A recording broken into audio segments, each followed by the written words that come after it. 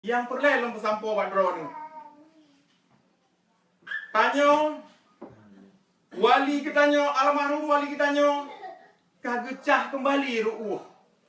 Gaknya rela ditinggalkan harta, jabatan, bahkan keluarga untuk diputrang kembali tanyo ba anak bangsa. Walaupun uranyo gaknya ka almarhum dan merdeka pun golong selesai, nya wajib tak teruskan kembali.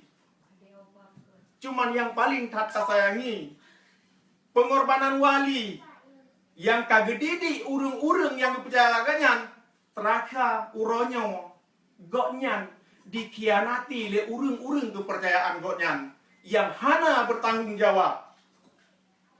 Wali ganyan dituntut Acehnya pisah dengan Indonesia, sementara urung-urung kepercayaan goknyan ideologi urungnya bersatu dengan Indonesia. Nyo sangat bertolak belakang.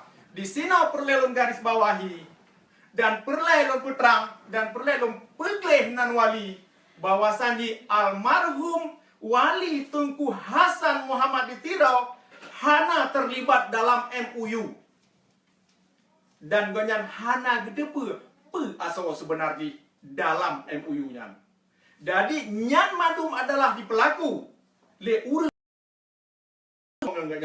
Jadi secara tragis terpegah ketika wali mantang udep ganyan dikhianati, ganyan adalah dikudeta.